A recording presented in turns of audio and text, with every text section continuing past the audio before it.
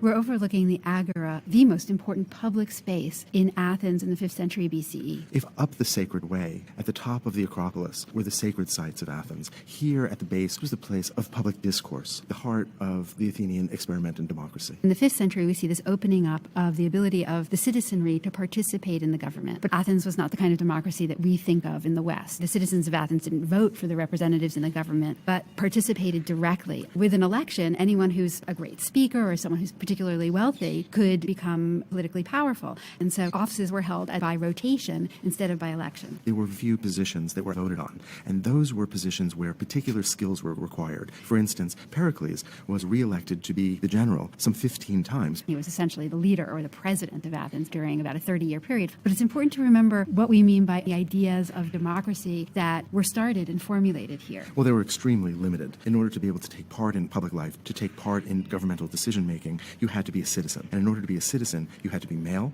and you had to be Athenian. In fact, Pericles, the great Athenian general, would tighten up the rules. So both of your parents had to be Athenian in order for you to be able to participate. And right inside the museum, we can see examples of democracy in action. There are primitive machines for choosing who would sit on the juries. We also see inscriptions in small pieces of pottery that were used to vote to ostracize public leaders that were seen to have become corrupt. And so if one citizen was seen to be usurping power, the citizens could vote to ostracize him and he would have to actually leave Athens. So this is a good reminder that there were a lot of checks in place against any one person assuming too much political power. But importantly, it was during the 5th century that the philosophy behind democratic rule was set forth, and probably the most famous expression of that was written by the historian Thucydides, who chronicled the Peloponnesian War, that is, the war between the Athenians and the Spartans. And Thucydides recounts in his history a funeral oration Pericles gave during the early stages of the war with Sparta. If we look to our laws, they afford equal justice to all in their private differences. If to social standing, advancement in public life falls to reputation for capacity, class considerations not being allowed to interfere with merit.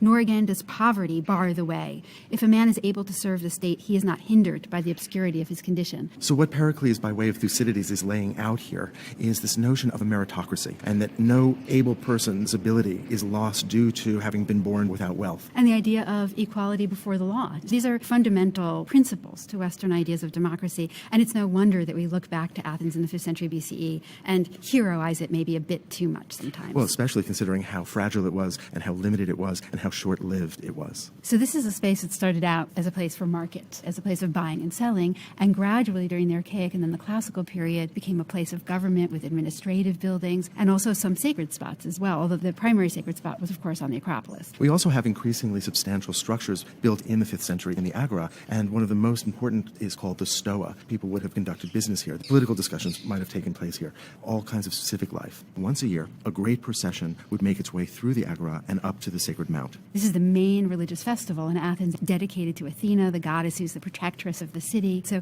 we can imagine, as we look over the Agora, a procession of Athenians making their way up to the Parthenon. I love to look over the Agora and to imagine the great philosopher Socrates walking through here, causing trouble, asking questions. Asking uncomfortable questions that would ultimately make him an enemy of the Athenian state. And lead to his execution.